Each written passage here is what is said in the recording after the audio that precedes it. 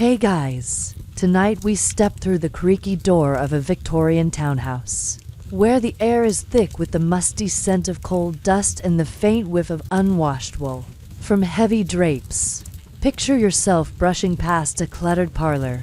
Gas lamps flickering on chipped porcelain teacups, their glow barely hiding the grime in the corners. You're here to uncover what hygiene was really like in Victorian Britain, a world of soot, stench, and surprising habits that'll make you rethink clean in the 19th century. Trust me, you probably wouldn't survive a week without gagging, let alone the smell of those streets. So, before you get comfortable, take a moment to like the video and subscribe, but only if you genuinely enjoy what I do here. Drop a comment with your city and local time. I love knowing where you're drifting off from. Now, dim the lights. Maybe turn on a fan for that soft background hum. And let's ease into tonight's journey together. You're standing in this dim parlor, the floorboards groaning under your boots. And the first thing that hits you is the contrast. Victorian Britain, the 1830s to 1900s, was an era of empire and elegance. But its hygiene was a gritty reality far from the polished image of tea parties and top hats.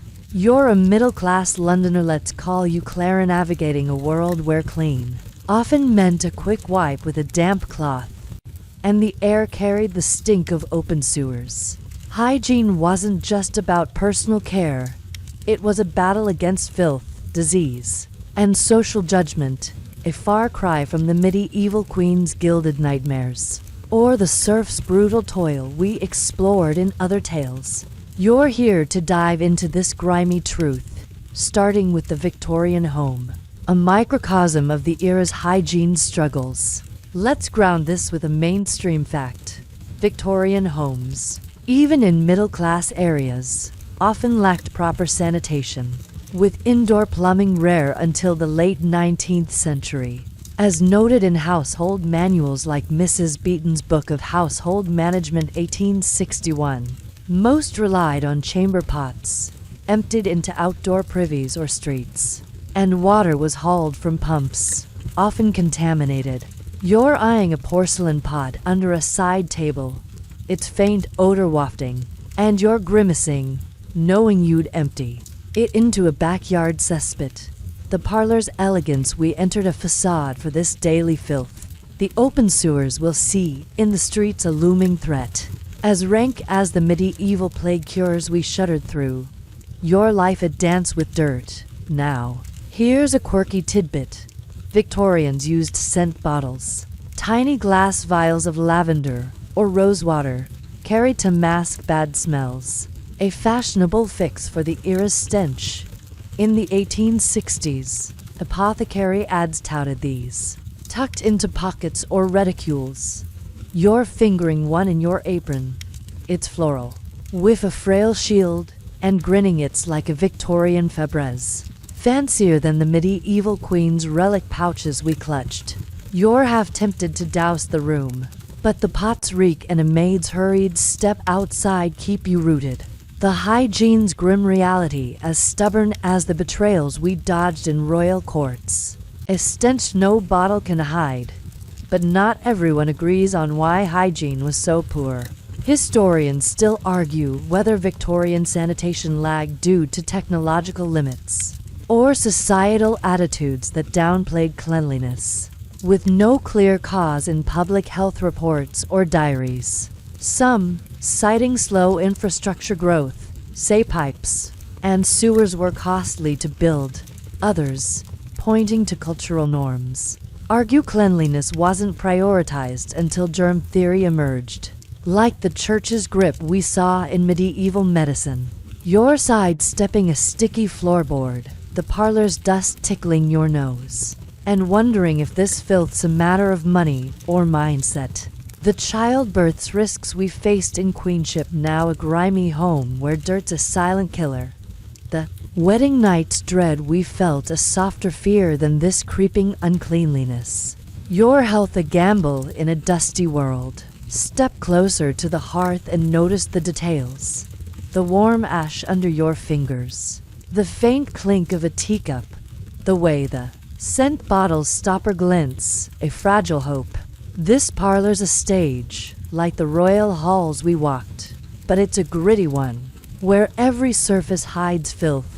The feudal laws of lords, now a domestic battle with dirt. You're feeling the paradox. You're respectable, with lace cuffs, but surrounded by grime. The village's scorn, we walked through a shadow compared to this hygiene's shame. You're thinking of that chamber pot, a daily chore, and how it ties to a world that prized propriety but ignored cleanliness, like the laudanum vials that numbed other pains. We met in Victorian medicine. Time for a quick joke. Why was the scent bottle so busy? Because it fought Clara's nose for air. You're smirking, but it's quiet. The maid's broom outside stifles it, her labor a reminder of the filth. You're catching a whiff of coal smoke from the hearth, a guest's cough in the next room, and sensing the stakes. Hygiene here isn't just comfort, it's survival, where a dirty pot or tainted water could spark disease. The medieval serf's toil, we felt a blunt struggle compared to this insidious dirt. You're wondering about the family who lived here before, if they fell to fever or fled, their story lost in the dust. The fear's not just of smell, it's of sickness. A life where you're one germ from ruin as you move toward the door. The maid's broom sweeping closer. You're craving a breath of clean air, the parlor's warmth now a trap. Your role as Clara a daily wrestle with grime.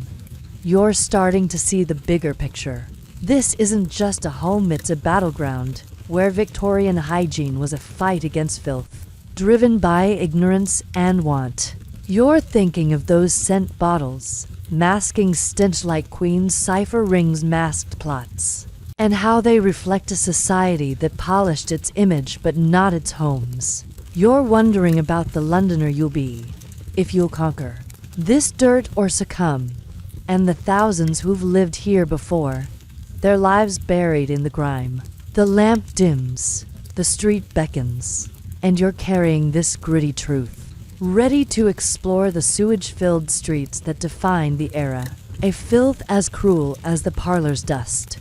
One last chuckle. Why was the parlor so dusty? Because it loved. Clara sneezes more. You're stepping to the door, the scent bottle tucked away, as the parlor's hush fades, with Victorian hygiene's grime heavy in your heart.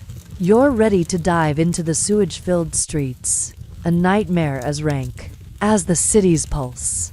You're weaving through the bustling, grimy streets of Victorian London, where the air is thick with the stench of rotting garbage and the sharp tang of raw sewage oozing from open gutters.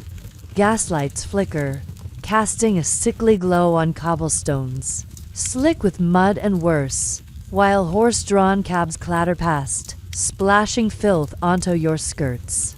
You're Eliza, a middle-class Londoner in the 1860s. Your boots squelching as you clutched the scent bottle from the parlor we left. Its lavender no match for the city's reek. The townhouse's dusty grime was a hint, but out here, the filth is a living beast, choking the air and lives alike. You're here to explore the sewage-fueled sanitation crisis that defined Victorian urban hygiene, a nightmare of waste that made every street a health hazard, as vile as the feudal lash we felt in serfdom's tale. This is the mire of the city, and you're feeling its weight, heavy as the sludge underfoot, sharp as the cough burning your throat.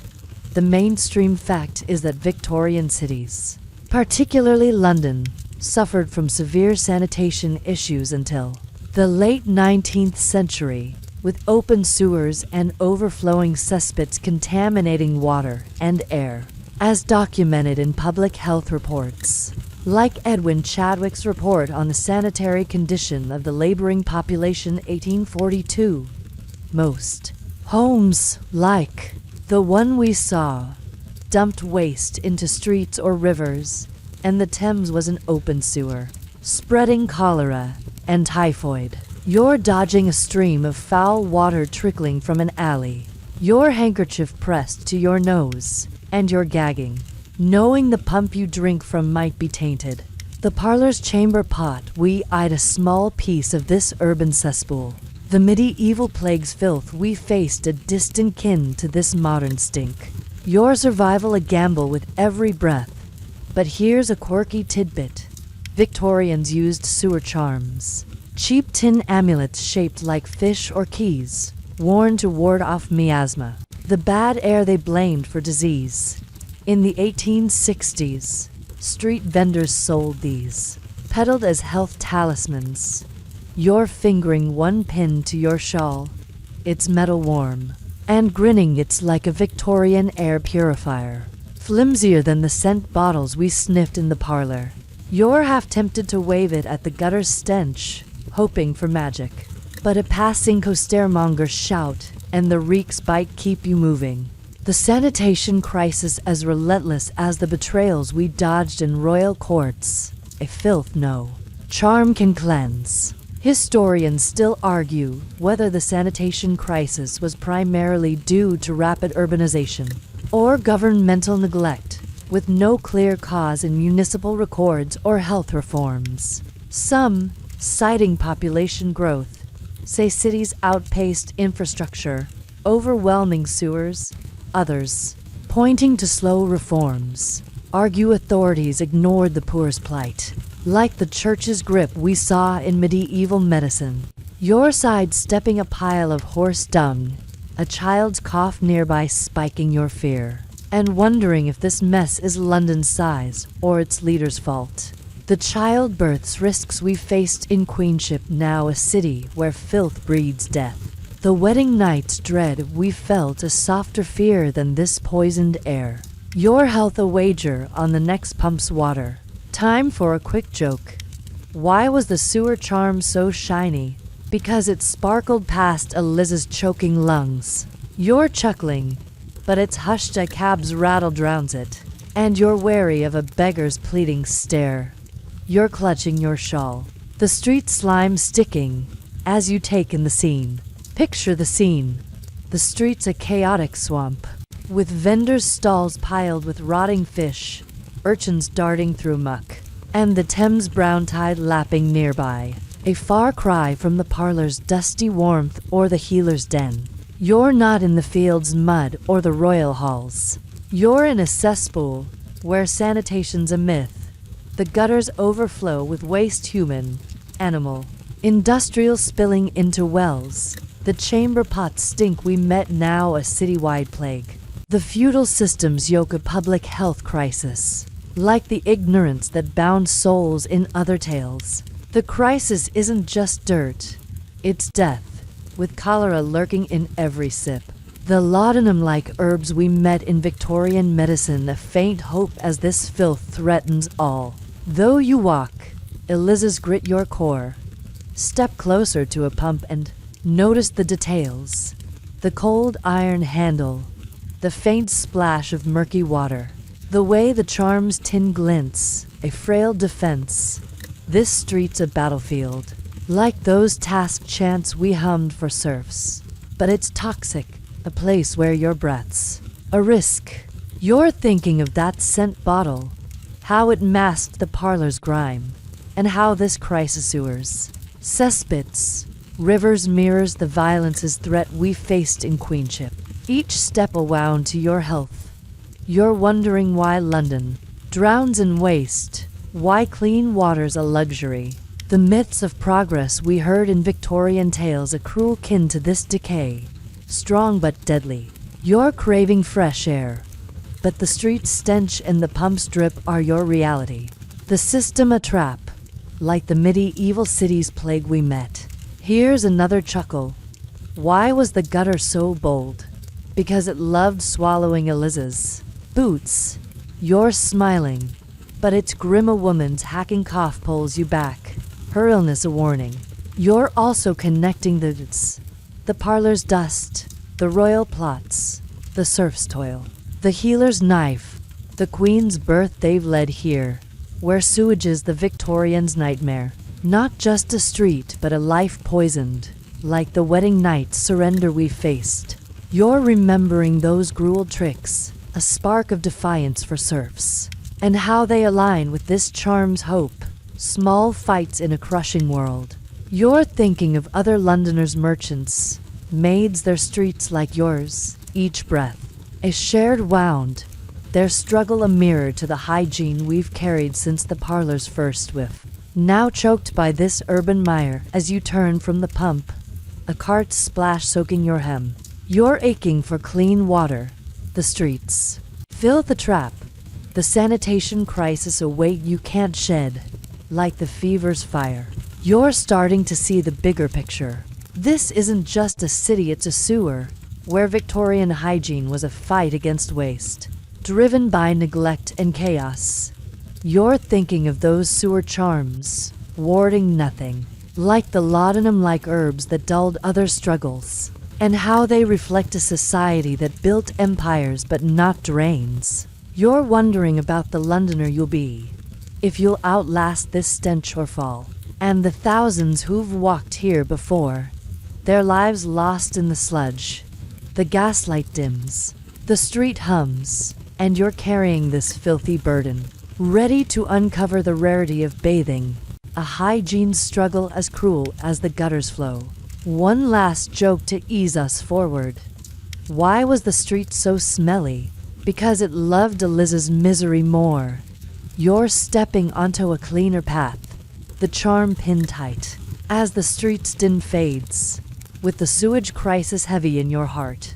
You're ready to explore the rarity of bathing, a nightmare as gritty as the city's pulse.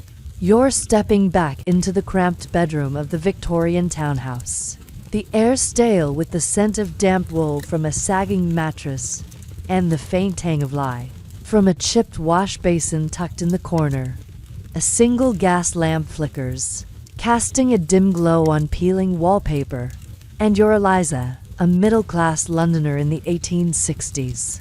Your skirt still damp from the sewage-soaked streets we trudged through. The sewer's stench clings to your boots, but now you're facing a more personal grime. The kind that sticks to your skin in a world where soap is a luxury. You're here to uncover the scarcity of bathing that defined Victorian personal hygiene, a reality where staying clean was a rare and arduous task, as gritty as the feudal lash we felt in serfdom's tale. This is the crust of neglect, and you're feeling its weight, heavy as the basin's tepid water, sharp as the itch under your collar. The mainstream fact is that regular bathing was uncommon in Victorian Britain, even among the middle class, until the late 19th century, with most people washing sparingly due to limited access to clean water and heating.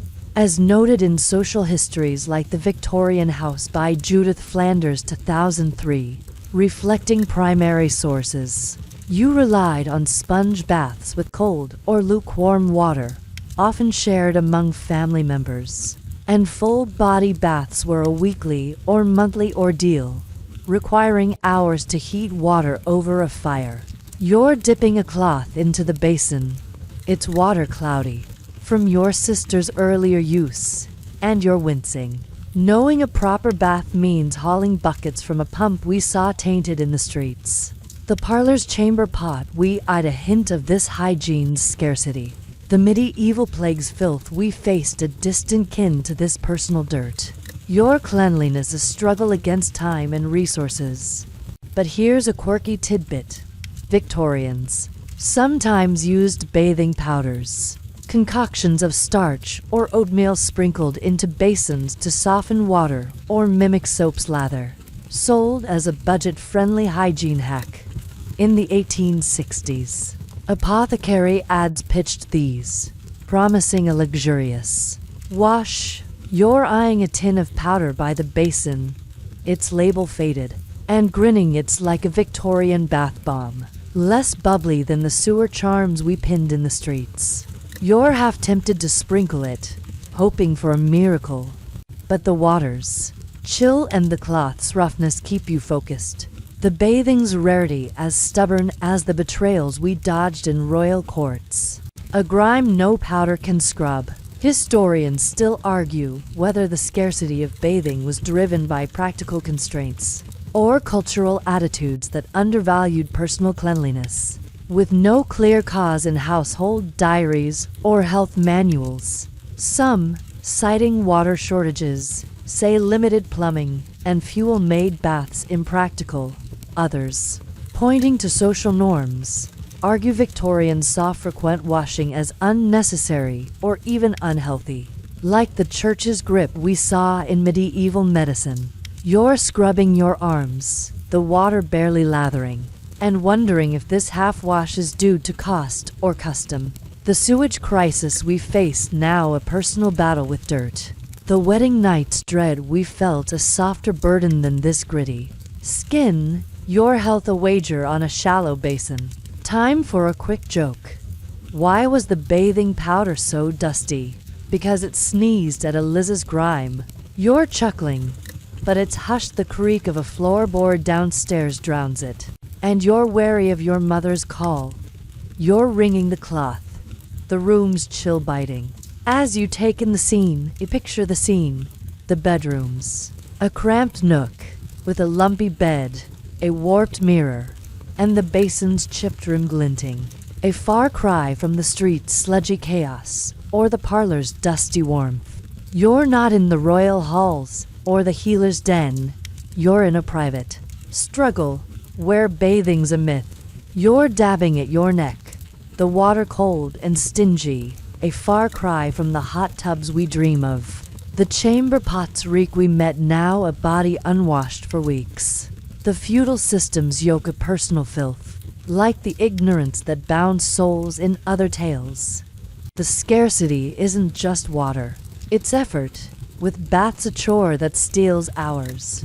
The laudanum-like herbs we met in Victorian medicine a faint hope as this dirt clings. Though you scrub, Eliz's grit your core. Step closer to the basin and notice the details. The cold porcelain. Under your fingers, the faint drip of water, the way the powder's tin rusts, a sign of its futility. This bedroom's a battlefield, like those task chants we hummed for serfs. But it's intimate, a place where your skin's a canvas of neglect. You're thinking of that sewer charm, how it failed the streets, and how this bathing sponge, basin, scraps mirrors the sanitation crisis we faced. Each wipe a wound to your pride. You're wondering why clean's so hard, why soap's a penny too far. The myths of refined Victorians we heard a cruel kin to this grime, strong, but filthy.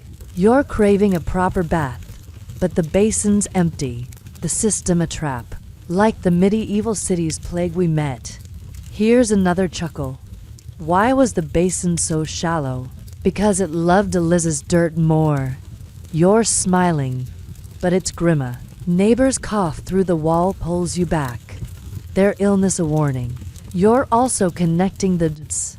The parlor's dust, the street's sewage, the royal plots, the serf's toil, the healer's knife, the queen's birth they've led here. Where bathing's the Victorian's nightmare. Not just a wash but a life grimed. Like the wedding night's surrender we faced. You're remembering those gruel tricks, a spark of defiance for serfs, and how they align with this powder's promise, small fights in a crushing world. You're thinking of other Londoners' merchants, maids their baths like yours, each scrub a shared wound, their struggle a mirror to the hygiene we've carried since the parlor's first whiff, now caked by this bathing's lack. As you dry your hands, the maid's call for supper echoing. You're aching for a soak that cleans, the bedroom's gloom a trap, the bathing's scarcity a weight you can't shed, like the street's filth. You're starting to see the bigger picture. This isn't just a wash, it's a war. Where Victorian hygiene was a fight against grime, driven by want and custom. You're thinking of those bathing powders, faking cleanliness, like the laudanum-like herbs that dulled other struggles. and how they reflect a society that prized polish but lived in dirt. You're wondering about the Londoner you'll be, if you'll find clean water or fade, and the thousands who've washed here before. Their lives lost in the basin. The lamp dims, the kitchen calls, and you're carrying this grimy burden, ready to probe the decay of dental hygiene, a filth as cruel as the basin's dregs. One last joke to ease us forward. Why was the water so cold? Because it froze Eliza's. Hope solid. You're stepping to the door, the cloth left behind, as the bedroom's hush fades. With bathing's scarcity heavy in your heart, you're ready to explore the grim reality of tooth care, a nightmare as gritty as the city's pulse. You're perched on a wobbly stool in the dim kitchen of the Victorian townhouse, the air heavy with the scent of boiled cabbage and the faint metallic tang of a tin kettle, simmering on the coal stove. A single candle flickers, casting shadows on a cluttered table strewn with crusty bread and a chipped mug. And you're Eliza, a middle-class Londoner in the 1860s. Your hands still damp from the scarce sponge bath we managed in the bedroom. The street sewage reek lingers in your memory, but now you're facing a more intimate grime. The gritty film on your teeth, a nagging ache in your jaw. You're here to probe the grim reality of Victorian dental hygiene, where tooth care was a painful, neglected ordeal that left mouths rotting, as harsh as the feudal lash we felt in serfdom's tale. This is the decay of neglect, and you're feeling its sting, heavy as the ache in your gums, sharp as the splintered twig you're using to scrape your teeth. The mainstream fact is that Victorian dental hygiene was rudimentary and often ineffective, with tooth decay and gum disease rampant due to poor oral care practices and limited access to professional dentistry, as noted in medical journals like the Lancet 1860s. Most people, including you, clean teeth irregularly with makeshift tools, rags, twigs, or soot-wild toothpaste. If used, was abrasive or toxic, and dentists were expensive, reserved for the wealthy. You're rubbing your teeth with a frayed cloth dipped in salt, its grit scraping, and you're wincing, knowing a throbbing molar might mean a barber's pliers.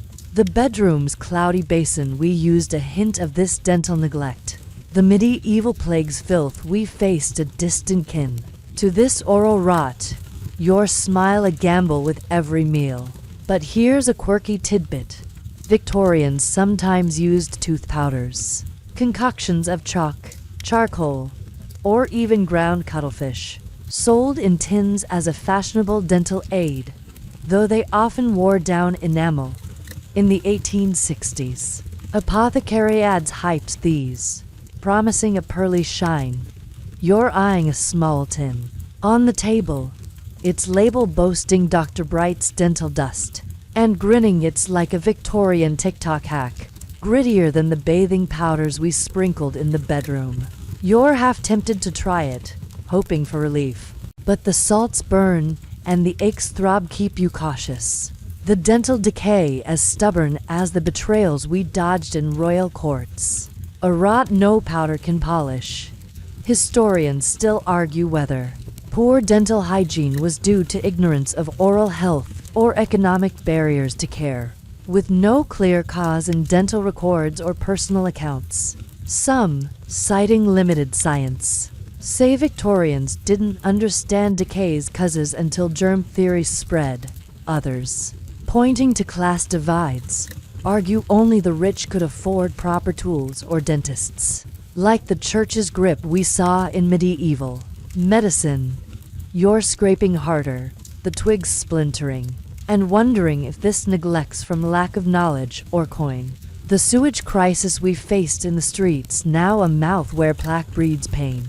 The wedding night's dread we felt, a softer burden than this aching jaw. Your health a wager on a frayed cloth. A time for a quick joke. Why was the tooth powder so chalky? Because it loved Eliza's cavities more. You're chuckling, but it's hushed the kettle's hiss drowns it. and you're wary of your brother's step upstairs. You're spitting into a cracked bowl, the kitchen's chill biting, as you take in the scene. Picture the scene. The kitchen's a cluttered nook, with a sooty stove, a sagging shelf of jars, and the table's crumbs scattered, a far cry from the bedroom's cramped basin or the street's sludgy chaos.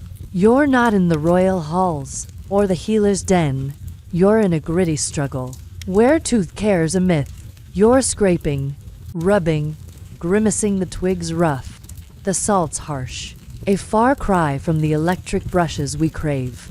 The chamber pots reek we met, now a mouth unbrushed for days. The feudal systems yoke a personal decay, like the ignorance that bound souls in other tales. The neglect isn't just care, it's agony, with decay stealing teeth. The laudanum-like herbs we met in Victorian medicine, a faint hope as this ache festers. Though you scrub, Eliza's grit your core, step closer to the table and notice the details. The cold tin under your fingers, the faint clatter of a spoon, the way the candle's wax pools, a sign of its fleeting light. This kitchen's a battlefield, like those task chants we hummed for serfs.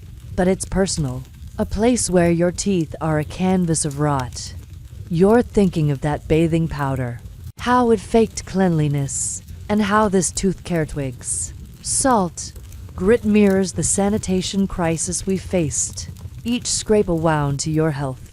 You're wondering why teeth are so frail, why a dentist's a dream. The myths of refined Victorians we heard, a cruel kin to this decay, strong but filthy. You're craving a clean smile, but the bowl's murky, the system a trap, like the medieval city's plague we met. Here's another chuckle. Why was the twig so splintery? Because it poked Eliza's gums for fun. You're smiling, but its grim, a neighbor's cough through the wall pulls you back, their illness a warning. You're also connecting the dots. The parlor's dust, the street's sewage, the royal plots, the serf's toil, the healer's knife, the queen's birth, the bedroom's basin they've led here, where tooth care's the Victorian's nightmare. Not just a brush, but a life decayed, like the wedding night's surrender we faced. You're remembering those gruel tricks, a spark of defiance for serfs, and how they align with this powder's promise, small fights in a crushing world. You're thinking of other Londoners' merchants, maids, their teeth like yours, each scrape a shared wound, their struggle a mirror to the hygiene we've carried since the parlor's first whiff, now fouled by this dental. As you rinse your mouth, the maid's call for supper echoing, you're aching for a tooth that doesn't throb, the kitchen's gloom a trap, the dental decay a weight you can't shed, like the street's filth. You're starting to see the bigger picture. This isn't just a mouth, it's a mirror, where Victorian hygiene was a fight against rot, driven by want and ignorance. You're thinking of those tooth powders, grinding enamel, like the laudanum-like herbs that dulled other struggles, and how they reflect a society that polished its image but not its teeth. You're wondering about the Londoner you'll be, if you'll save your smile or lose it, and the thousands who've brushed here before, their lives lost in the decay. The candle dims, the parlor calls, and you're carrying this grim burden, ready to navigate the unwashed layers of clothing, a stench as cruel as the twigs scrape. One last joke to ease us forward. Why was the tooth care so rough? Because it loved Eliza's pain more. You're stepping to the door, the tin left behind, as the kitchen's hush fades, with dental decay's grim reality heavy in your heart. You're ready to explore the hidden stench of clothing, a nightmare as gritty as the city's pulse. You're back in the cramped bedroom of the Victorian townhouse, the air now tinged with the musty scent of old linen and the faint whiff of camphor from a wardrobe. Crammed with heavy garments, a gas lamp sputters, casting a dim glow on a cracked mirror reflecting your weary face, and your Eliza, a middle-class Londoner in the 1860s. Your hands still gritty from the tooth-scrubbing twig we used in the kitchen. The street sewage and the bedroom's scarce bath linger in your memory. But now you're wrestling with another layer of grime. The clothes you've worn for weeks. They're fabric heavy with sweat and soot. You're here to navigate the unwashed layers of Victorian clothing, where fashion hid a stench that defined personal hygiene, as rank as the feudal lash we felt in serfdom's tale. This is the weight of filth, and you're feeling its cling. Heavy as the wool petticoat chafing your skin, sharp as the itch creeping up your neck. The mainstream fact is that Victorian clothing was rarely washed, with most people, even the middle class, wearing garments for weeks or months without cleaning due to the labor-intensive process and lack of affordable laundering. As noted in social histories like Victorian London by Lisa Pickard 2005, reflecting primary sources, you layered on chemises, corsets, and dresses, which absorbed sweat and dirt but were seldom laundered, as washing required boiling water and hours of scrubbing, and dry cleaning was a luxury.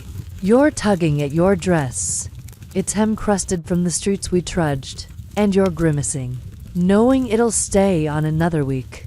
The kitchen's tooth powder, we tried a faint echo of this clothing's neglect.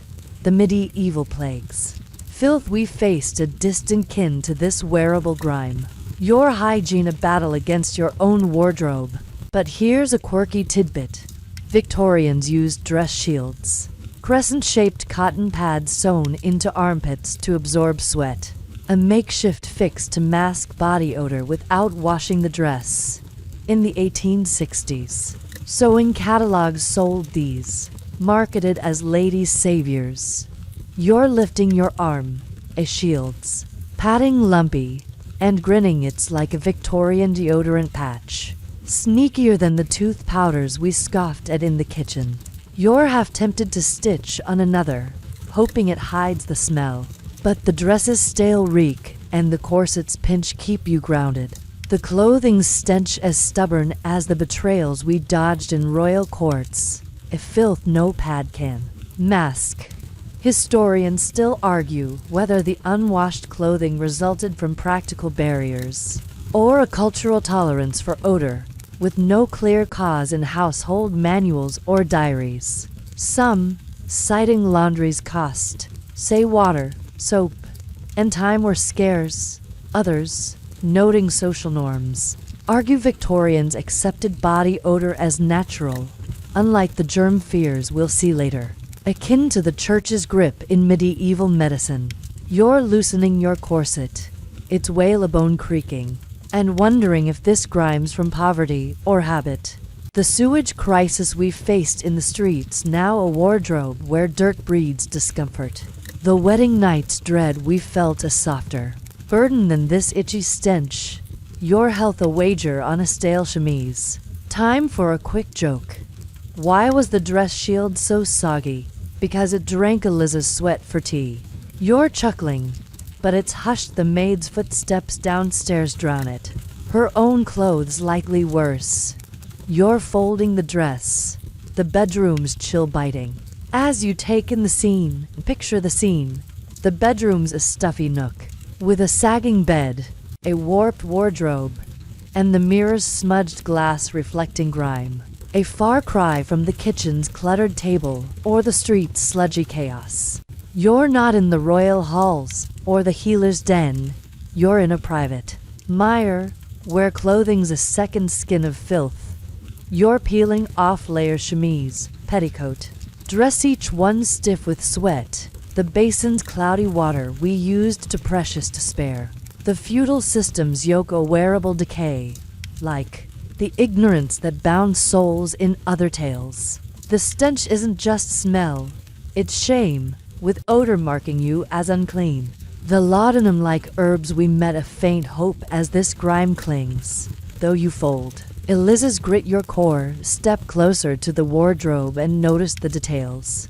The rough wood under your fingers, the faint rustle of fabric, the way the shield's cotton sags. a sign of its overload. This bedroom's a battlefield, like those task chants we hummed for serfs. But it's intimate, a place where your clothes are a canvas of neglect. You're thinking of that tooth powder, how it faked a shine, and how this clothing unwashed, layered, heavy mirrors the dental decay we faced, each layer a wound to your pride. You're wondering why washing's so rare, why clean linen's a dream. The myths of refined Victorians we heard are cruel kin to this stench, strong but filthy. You're craving fresh fabric, but the wardrobe's stale, the system a trap. Like the medieval city's plague we met. Here's another chuckle. Why was the corset so clingy? Because it hugged Eliza's stink for dear life. You're smiling, but its grim a neighbor's cough through the wall pulls you back. There, illness a warning. You're also connecting the parlor's dust, the street sewage, the bedroom's basin, the royal plots, the serf's toil, the healer's knife, the queen's birth, the kitchen's twig they've led here, where clothing's the Victorian's nightmare, not just a dress but a life fouled, like the wedding night's surrender we faced. You're remembering those cruel tricks, a spark of defiance for serfs, and how they align with this shield's padding, small fights in a crushing world. You're thinking of other Londoners' merchants, maids their clothes like yours, each layer a shared wound, their struggle a mirror to the hygiene we've carried since the parlor's first whiff. Now reeking from this unwashed garb as you hang the dress, the maid's supper call echoing. You're aching for a clean shift, the bedroom's gloom a trap, the clothing's stench a weight you can't shed, like the tooth's ache. You're starting to see the bigger picture. This isn't just fabricates of prison, where Victorian hygiene was a fight against stench, driven by want and custom. You're thinking of those dress shields, soaking filth, like the laudanum-like herbs that dulled other struggles, and how they reflect a society that draped elegance over decay. You're wondering about the Londoner you'll be, if you'll find clean cloth or rot, and the thousands who've dressed here before, their lives lost in the stench. The lamp dims, the parlor calls, and you're carrying this reeking burden, ready to face the diseases tied to poor hygiene, a peril as cruel as the corset's grip. One last joke to ease us forward. Why was the dress so smelly? Because it loved Eliza's grime more. You're stepping to the door, the wardrobe shut, as the bedroom's hush fades, with clothing's stench heavy in your heart. You're ready to explore the diseases from poor hygiene, a nightmare as gritty as the city's pulse. You're slumped in a creaky wooden chair in the cramped parlor of the Victorian townhouse, where the air is heavy with the lingering scent of coal smoke and the sour tang of damp wool. From your unwashed dress, its hem still crusted from the sewage-filled streets we trudged. A flickering gas lamp casts a feeble glow on faded wallpaper. And you're Eliza, a middle-class Londoner in the 1860s. Your hands trembling as a feverish sweat beads on your brow. The toothache from our grim dental scrubbing, and the stench of your clothes we peeled off now joined by a deeper dread. The sickness creeping through your bones. You're here to face the deadly diseases tied to Victorian poor hygiene, where filth bred plagues that ravaged lives, as brutal as the feudal lash we felt in serfdom's tale. This is the shadow of infection, and you're feeling its chill, heavy as the cough rattling your chest, sharp as the fear of a doctor's grim verdict. The mainstream fact is that poor hygiene in Victorian Britain, particularly from the 1830s to 1870s, fueled widespread diseases like cholera, typhoid, and tuberculosis, killing thousands annually due to contaminated water, unwashed bodies, and filthy environments, as documented in public health records like the General Board of Health Reports 1850s. Sewage-tainted water from pumps we saw, unwashed clothes we wore, and irregular bathing we struggled with spread pathogens. with urban overcrowding worsening outbreaks, especially in slums. You're clutching a handkerchief, stained from your cough, and you're terrified, knowing the street's pump or your dress's grime could be the culprit. The bedroom's basin we used a breeding ground for germs. The medieval plague scourge we faced a grim ancestor to this modern pestilence. Your life a gamble with every breath. But here's a quirky tidbit. Victorians often used fever charms. Small cloth sachets filled with herbs like rue or camphor, worn to repel disease, a folk remedy sold by street peddlers. In the 1860s, market records note these, peddled as health wards. You're fingering one pin to your shawl. It's faint minty with fading, and grinning it's like a Victorian face mask, flimsier than the dress shields we sewed into our clothes. You're half tempted to sniff it, hoping it wards off the fever, but your cuffs rasp and the parlor's stuffiness keep you grounded. The disease's threat as real as the tooth powder's grit we faced, a peril no charm can banish. Historians still argue whether these diseases were primarily caused by poor hygiene or exacerbated by social inequalities, with no clear sole driver in medical reports or urban studies. Some, citing sanitation failures, say contaminated water and filth were the main culprits. Others, pointing to poverty, argue malnutrition and overcrowding weakened immunity. Like the church's grip we saw in medieval medicine. You're wiping your brow, the fever spiking, and wondering if this sickness is from the pump's water or your slum neighbor's cough. The sewage crisis we faced in the streets, now a body where germs breed death. The wedding night's dread we felt a softer fear than this creeping plague. Your survival a wager on a tainted world, time for a quick joke. Why was the fever charm so fragrant? Because it masked Liz's doom with mint. You're chuckling, but its weak maid's clatter in the kitchen drowns it, her own cough a warning. You're sinking deeper into the chair, the parlor's chill biting, as you take in the scene. Picture the scene. The parlor's a dim haven, with a sagging sofa, a dusty hearth, and a cracked teapot on a sideboard, a far cry from the bedroom's chipped basin or the street's sludgy chaos. You're not in the royal halls or the healer's den. You're in a sick room where disease's shadow looms. Your cuffs hacking, your skin clammy. The fever could be cholera from the pump we avoided, typhoid from the clothes we wore, or tuberculosis from the air we breathe. The kitchen's toothache we nursed a minor pain compared to this. The feudal system's yoke a microbial curse, like the ignorance that bound souls in other tales. The diseases aren't just illness, they're death, claiming lives in weeks. The laudanum-like herbs we met a cruel hope as this fever burns, though you sit. Eliza's grit your core, step closer to the hearth and notice the details. The cold ash under your fingers, the faint creak of the chair, the way the charm's sachet sags, a sign of its futility. This parlor's a battlefield, like those task chants we hummed for serfs, but it's lethal, a place where your body's a host for germs.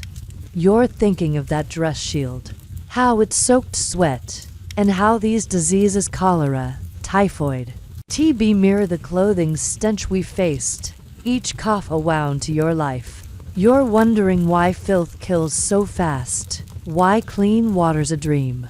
The myths of progress we heard a cruel kin to this plague, strong but deadly. You're craving health, but the handkerchief stained, the system a trap, like the medieval city's plague we met. Here's another chuckle. Why was the cough so loud? Because it loved Eliza's lungs more. You're smiling, but it's grimmer. Neighbors wail through the wall, pulls you back, their grief a warning.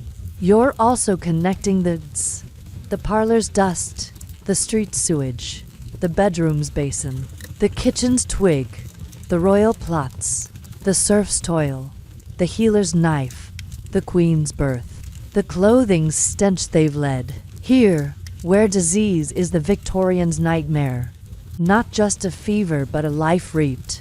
Like the wedding night surrender we faced. You're remembering those cruel tricks, a spark of defiance for serfs, and how they align with this charm's hope. Small fights in a crushing world. You're thinking of other Londoners' merchants, maids, their fevers like yours, each cough a shared wound, their struggle a mirror to the hygiene we've carried since the parlor's first whiff. Now choked by this plague's grip, as you clutch the handkerchief, the maid's call for tea fading. You're aching for a breath that doesn't burn, the parlor's gloom a trap. The disease's threat a weight you can't shed, like the tooth's rot. You're starting to see the bigger picture. This isn't just sickness, it's a scourge. Where Victorian hygiene bred death, driven by filth and want. You're thinking of those fever charms, warding nothing, like the laudanum-like herbs that dulled other struggles, and how they reflect a society that built cities but not health. You're wondering about the Londoner you'll be, if you'll outlast this fever or fade, and the thousands who've sickened here before, their lives lost in the ash. The lamp dims, the street calls, and you're carrying this deadly burden, ready to discover the slow rise of public baths, a hope as faint as the charms meant. One last joke to ease us forward. Why was the fever so fierce? Because it loved Eliza's life more. You're rising from the chair, the handkerchief tucked away, as the parlor's hush deepens, with disease's peril heavy in your heart. You're ready to explore the rise of public baths, a struggle as gritty as the city's pulse. You're trudging along a foggy London street, the air damp with the scent of coal soot and the lingering reek of the open sewers we waded through, now mingling with a faint whiff of soap from a brick building ahead. Gaslights cast a hazy glow on cobblestones slick with grime, and you're Eliza, a middle-class Londoner in the 1860s. Your shawl damp as you clutch a penny for entry, the feverish cough from the parlor's disease-ridden gloom still rattling your chest. The unwashed clothes and gritty teeth we grappled with are a constant itch. But now you're chasing a flicker of hope. A public bathhouse, a newfangled answer to the city's filth. You're here to discover the slow rise of public baths in Victorian Britain, a gradual push for cleanliness that battled the era's hygiene crisis. As vital as the feudal lash we felt in serfdom's tale was brutal. This is the dawn of hygiene, and you're feeling its pull. Light as the soap scent, heavy as the penny in your palm. The mainstream fact is that public bathhouses began emerging in Victorian Britain in the 1840s, spurred by public health. Reforms like the Public Baths and Wash Houses Act of 1846, which encouraged municipalities to build facilities for the working and middle classes, as documented in parliamentary records. These bathhouses offered affordable hot baths and laundry services, aiming to curb diseases like cholera we faced in the parlor, though their spread was slow, with many cities lagging until the 1880s due to cost and resistance. You're nearing the bathhouse door, its sign promising cleanliness for all, and you're hopeful, knowing a hot bath could soothe your fever. The bedroom's scarce basin we scrubbed in a faint echo of this public promise. The medieval plague's filth we met a grim ancestor to this tentative reform. Your health a wager on a penny's worth of soap. But here's a quirky tidbit. Some bathhouses sold bath tokens, small brass coins stamped with a facility's name, used as entry passes or gifts for the poor. A novel hygiene incentive. In the 1860s, local council records note these, circulated like miniature medals. You're fingering one in your pocket, its edges worn, and grinning. It's like a Victorian gym pass, shinier than the fever charms we pinned in the parlor. You're half tempted to polish it, savoring the novelty, but the bathhouse's steam and a queue of weary workers ahead keep you focused. The rise of baths as fragile as the tooth powder's grit we faced. A hope no token can fully secure. Historians still argue whether the rise of public baths was driven by genuine health concerns or a middle-class push to civilize the poor, with no clear motive in reform debates or bathhouse logs. Some, citing cholera's toll, say reformers prioritized disease prevention. Others, noting moralizing campaigns, argue it was about enforcing social order, like the church's grip we saw in medieval medicine. You're shuffling in the queue, a child's cough behind you spiking your nerves, and wondering if this bathhouse is for saving lives or shaping manners. The sewage crisis we faced in the streets, now a fever that public baths might ease. The wedding night's dread we felt, a softer fear than this fragile lifeline. Your survival a wager on a steamy promise. Time for a quick joke. Why was the bath token so proud? Because it unlocked Eliza's clean dreams. You're chuckling, but its hushed a worker's grumble drowns it, their exhaustion a mirror to yours. You're clutching the penny, the fog's chill biting, as you take in the scene. Picture the scene. The street's a murky stage with the bathhouse's brick facade looming, its windows steaming, and a queue snaking past a butcher's stall. A far cry from the parlor's sickly gloom or the bedroom's chipped basin. You're not in the royal halls or the healer's den. You're in a flicker of progress, where public baths offer hope. The bathhouse promises hot water, soap, even a towel, a luxury compared to the basin's dregs we used daiming to wash away the grime we wore in clothes and teeth. The disease's shadow we coughed through, a foe the steam might fight. The feudal system's yoke of public health reform, like the ignorance that bound souls in other tales. The rise isn't just baths, it's a lifeline, slow but vital. The laudanum-like herbs we met, a faint echo as this cleanliness tempts. Though you queue, Eliza's grit your core, step closer to the door and notice the details. The warm steam curling out, the faint clink of coins at the entry, the way the token's brass glints. A spark of change. This bathhouse is a beacon, like those task chants we hummed for serfs. But it's fragile. A place where your body's a canvas for reform.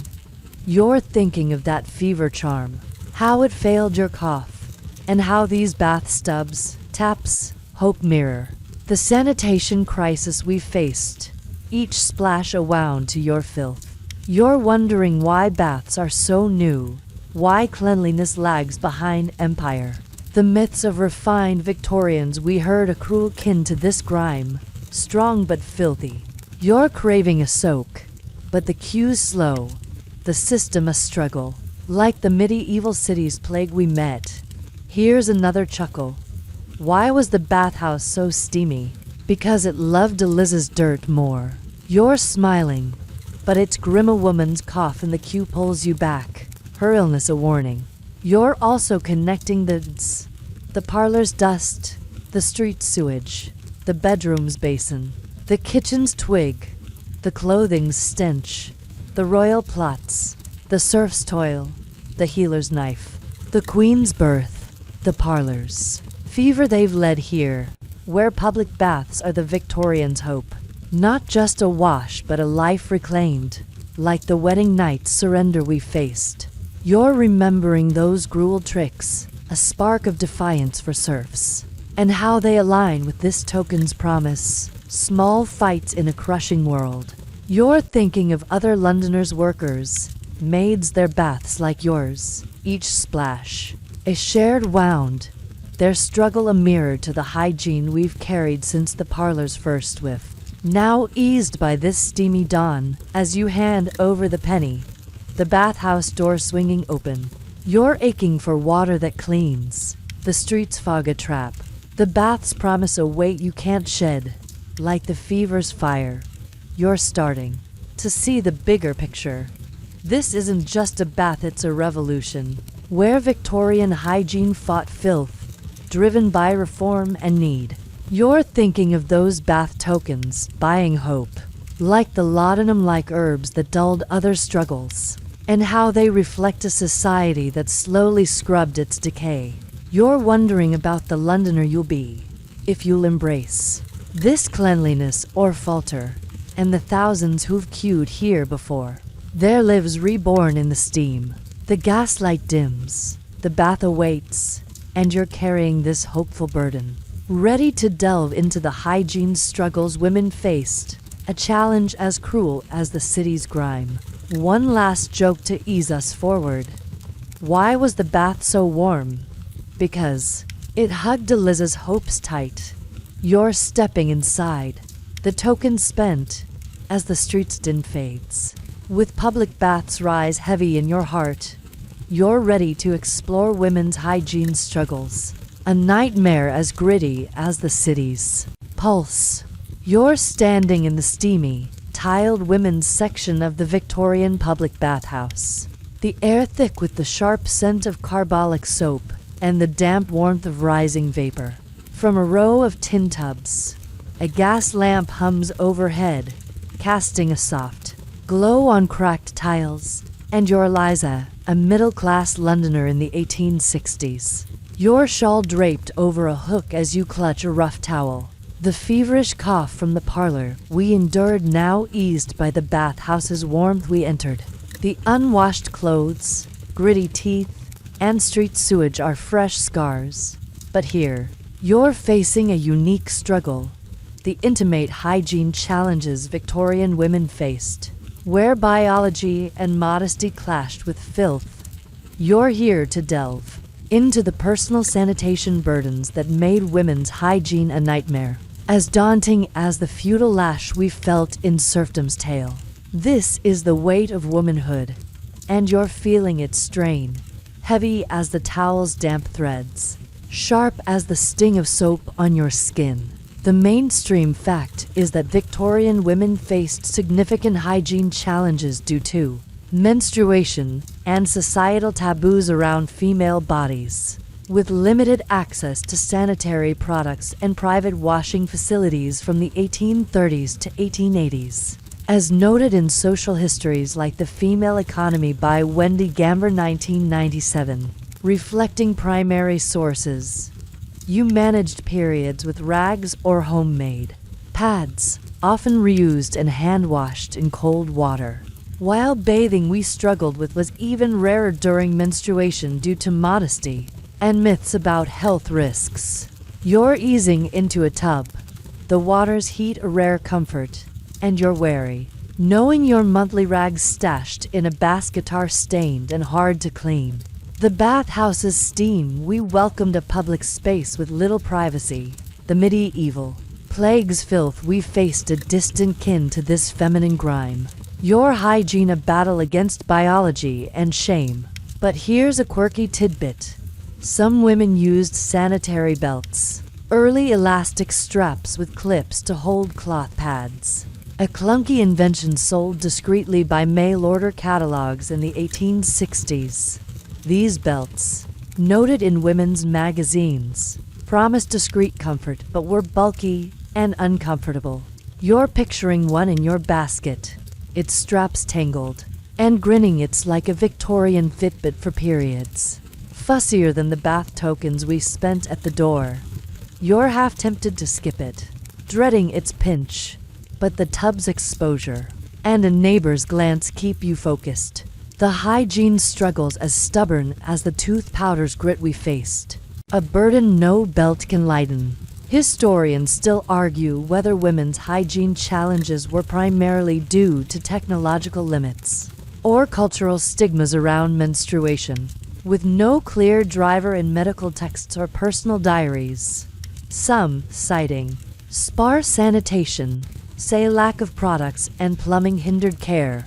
Others, pointing to Victorian modesty, argue taboos silenced solutions, like the church's grip we saw in medieval medicine. You're scrubbing with the soap, its lye burning, and wondering if this struggles from scarce tools or society's hush. The disease's shadow we coughed through, now a body where shame breeds discomfort. The wedding night's dread we felt, a softer burden than this hidden filth. Your health a wager on a rag's reuse. Time for a quick joke. Why was the sanitary belt so awkward? Because it hugged Eliza's secrets too tight.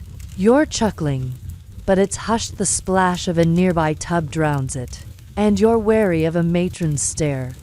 You're rinsing off, the steam's warmth fading. As you take in the scene, picture the scene.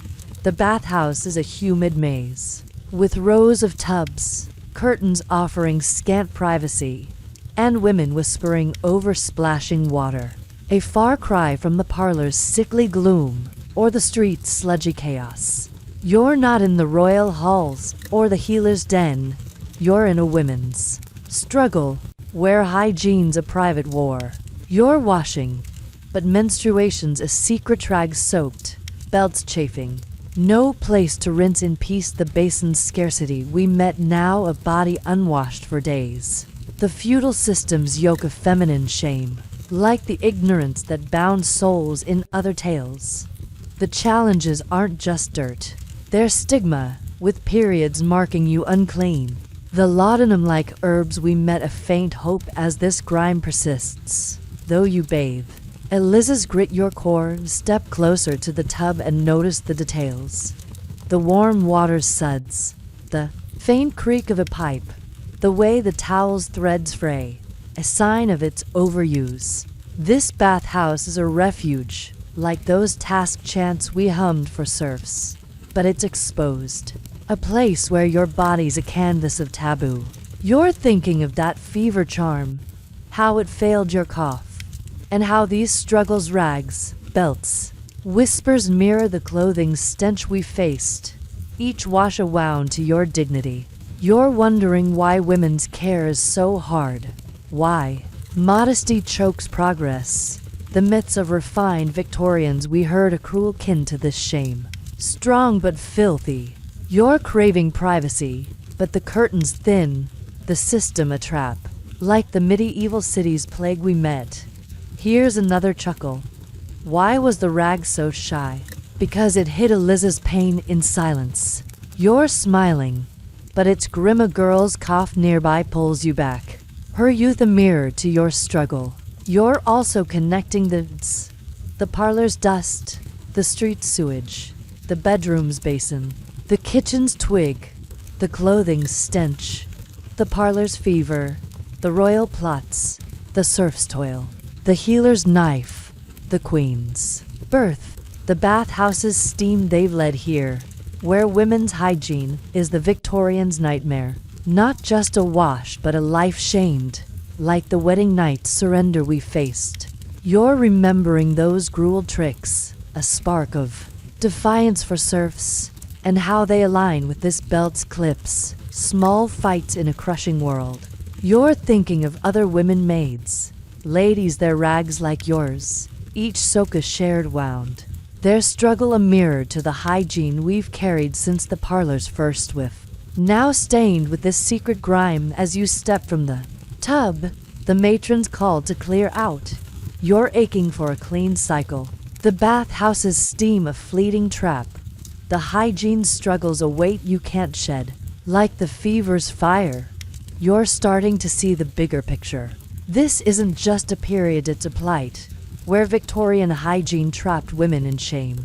Driven by stigma and want, you're thinking of those sanitary belts, binding discomfort, like the laudanum-like herbs that dulled other struggles, and how they reflect a society that veiled women in silence but not cleanliness. You're wondering about the Londoner you'll be, if you'll overcome this shame or fade, and the thousands who've bathed here before, their lives lost in the rags.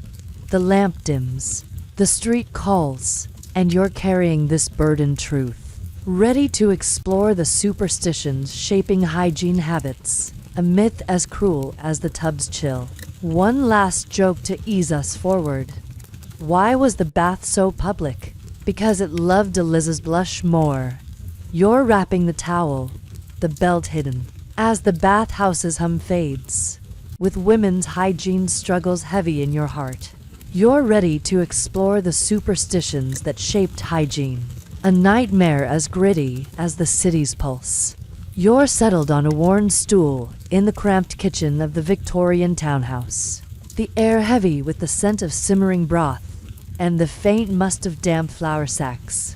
Stacked by the stove, a single candle flickers, casting a warm glow on a scrubbed pine table, and you're Eliza, a middle-class Londoner in the 1860s. Your hands still pricked from washing the menstrual rags we managed in the bathhouse, the feverish cough from the parlor, and the stench of unwashed clothes are lingering shadows. But now you're sifting through a neighbor's whispered advice. Avoid cold water to preserve your humors. You're here to explore the superstitions that shaped Victorian hygiene habits, the myths and old wives' tales that made cleanliness a maze of fear, as tangled as the feudal lash we felt in serfdom's tale. This is the fog of folklore, and you're feeling its weight, heavy as the broth steam, sharp as the unease in your gut. The mainstream fact is that Victorian hygiene practices were heavily influenced by superstitions and pseudoscience, with many believing that improper washing could disrupt bodily humors or invite illness, as documented in medical guides like the Family Physician 1865. You were cautioned against frequent bathing, especially in cold water, due to fears it weakened health, while myths about night air or wet hair causing disease discouraged regular cleaning, reinforcing the filth we saw in streets and clothes. You're stirring the broth, a neighbor's warning about chilling your blood echoing, and you're skeptical, knowing the bathhouse's steam we welcomed was a rare treat. The disease's shadow we coughed through a real threat these myths might worsen. The medieval plague superstitions we faced a grim kin to this hygiene folklore. Your health a wager on whispered tales. But here's a quirky tidbit. Some Victorians used hygiene amulets, small lockets filled with dried herbs like thyme, worn to purify the body's aura and ward off miasma, a popular charm in the 1860s. Market records note these, sold as health trinkets. You're fingering one around your neck. It's faint herbal whiff fading, and grinning it's like a Victorian aromatherapy pendant, fancier than the sanitary belts we clipped in the bathhouse. You're half tempted to open it, hoping it cleans your soul, but the broth's bubble and a maid's cough nearby keep you grounded. The superstitions grip as firm as the fever charms we pinned in the parlor, a belief no locket can break. Historians still argue whether these superstitions were rooted in genuine fear of illness or a resistance to emerging scientific ideas, with no clear driver in health pamphlets or diaries. Some, citing medical ignorance, say you clung to folklore due to limited germ knowledge. Others, noting cultural inertia, argue tradition and distrust of reform kept myths alive. Like the church's grip we saw in medieval medicine.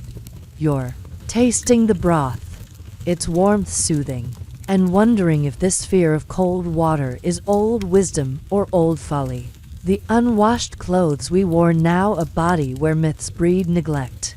The wedding night's dread we felt a softer burden than this murky belief. Your hygiene a wager on a neighbor's tale. Time for a quick joke. Why was the hygiene amulet so smelly? Because it loved Eliza's myths more. You're chuckling, but it's hushed the maid's clatter drowns it. Her fatigue a mirror to yours. You're setting the spoon down, the kitchen's warmth fading. As you take in the scene, you picture the scene. The kitchen's a cozy clutter, with a sooty stove, a shelf of cracked jars, and the table's broth steaming. A far cry from the bathhouse's tiled steam or the street's sludgy chaos. You're not in the royal halls or the healer's den. You're in a hearth of folklore where superstitions shape hygiene. You're cooking, but your mind's on myths. Cold water shocks the body. Night air breeds fever, keeping you from the baths we sought. The tooth care's decay, we scraped a minor pain compared to this. The feudal system's yokel whispered curse, like the ignorance that bound souls in other tales. The myths aren't just tales, they're traps, chaining you to filth. The laudanum-like herbs we met a faint echo as these beliefs foul your health. Though you stir, Eliza's grit your core, step closer to the stove and notice the details. The warm iron under your fingers, the faint pop of the broth, the way the amulet's locket swings. A frail shield. This kitchen's a crucible, like those task chants we hummed for serfs. But it's clouded, a place where your hygiene's a myth's pawn. You're thinking of that sanitary belt, how it bound discomfort, and how these superstitions humors. Miasma, chills mirror the disease's shadow we faced, each tale a wound to your cleanliness. You're wondering why folklore trumps soap, why neighbors fear clean water.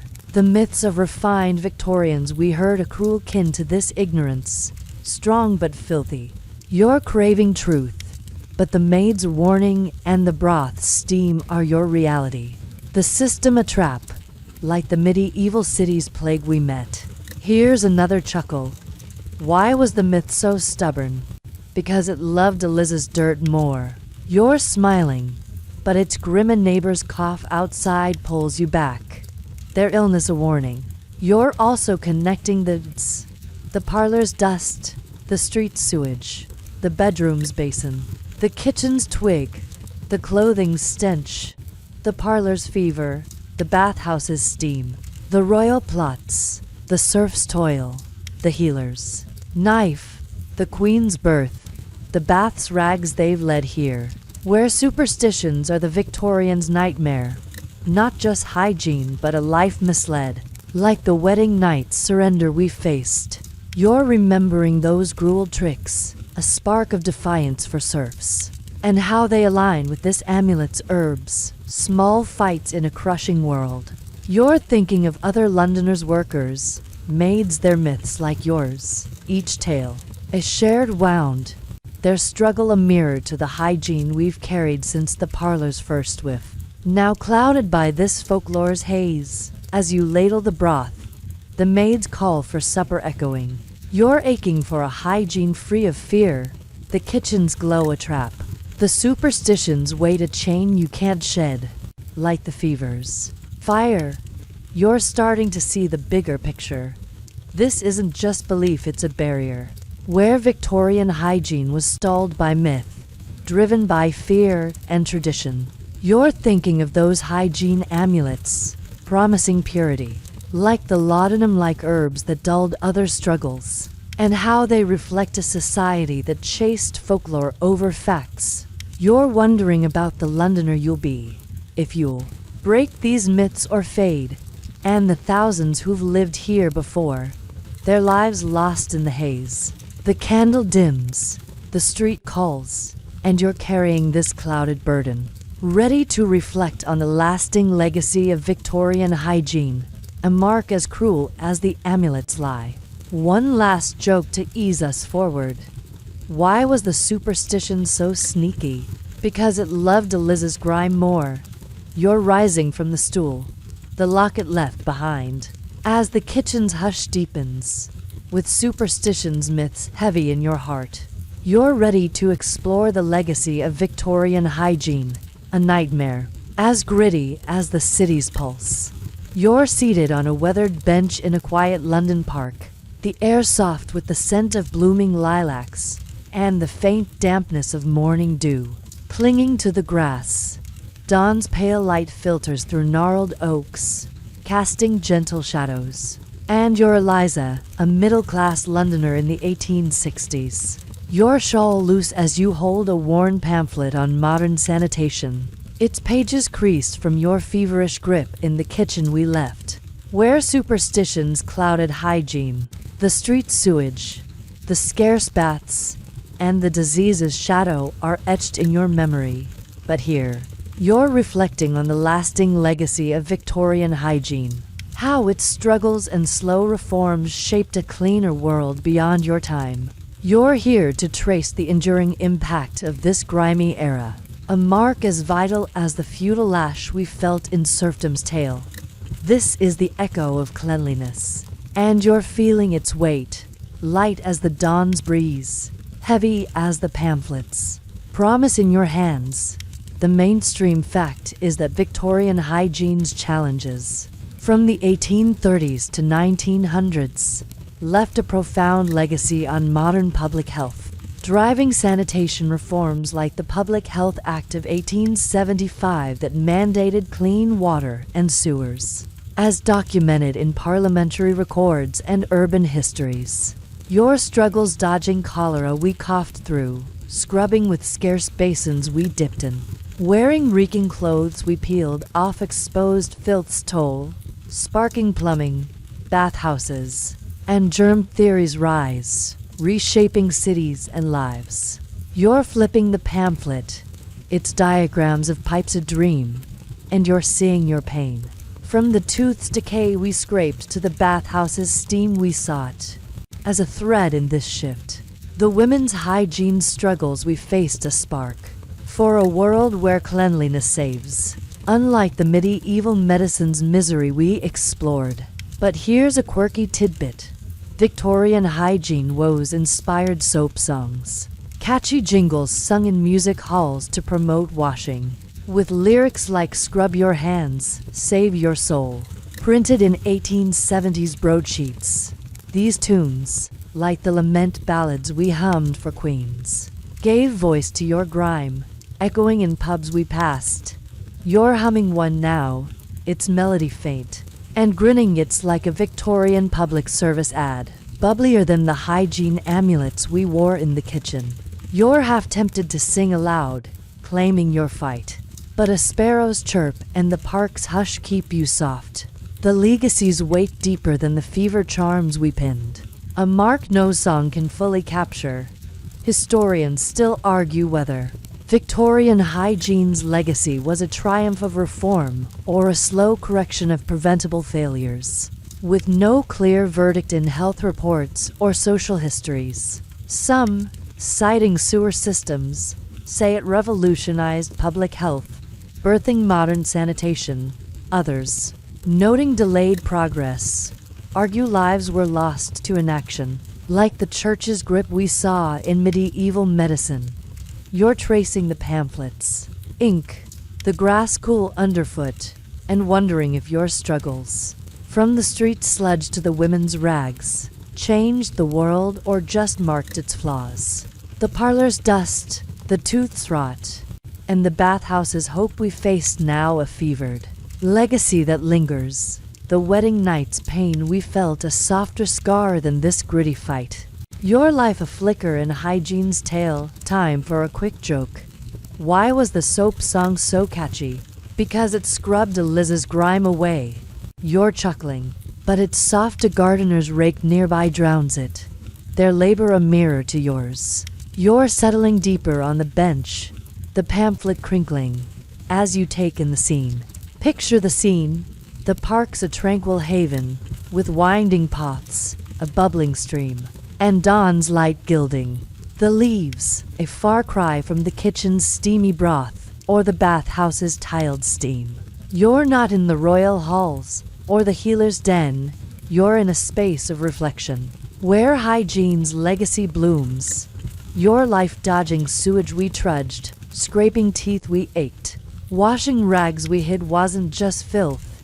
It was a force, shaping sewers, soaps, and science, from Chadwick's reports to Lister's antiseptics.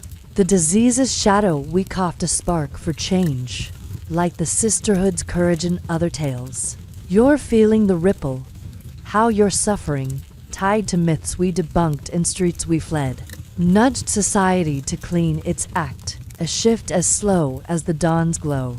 Step closer to the stream and notice the details. The cool mist on your skin, the faint rustle of leaves, the way the pamphlet's pages curl, a trace of your fight. This park's a bridge, like those task chants we hummed for serfs. but it's timeless, weaving your grime into history's cloth. You're thinking of that hygiene amulet, how it failed your fever, and how its echo-fueled reforms that built clean cities, or the bathhouse's tokens, a hope that sparked plumbing. The feudal chains we plowed through, breaking link by link. You're wondering about other Londoners' workers, maids, their struggles like yours. Their soap songs sung in streets, their defiance shaping a world where hygiene might save. A legacy from the parlor's dust to tomorrow's clarity. Here's another chuckle. Why was the legacy so clean? Because it washed Eliza's scars away. You're smiling, but it's tender. The dawn's warmth feels like promise and new day's hope.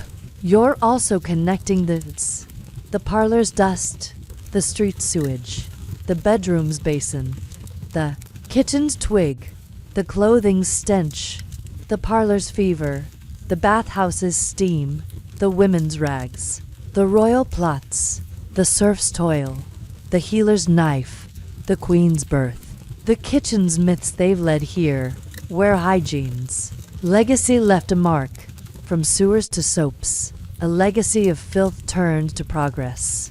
You're remembering those laudanum like herbs, numbing other struggles, and how your fight outshone them, a spark that echoes in cleaner lives.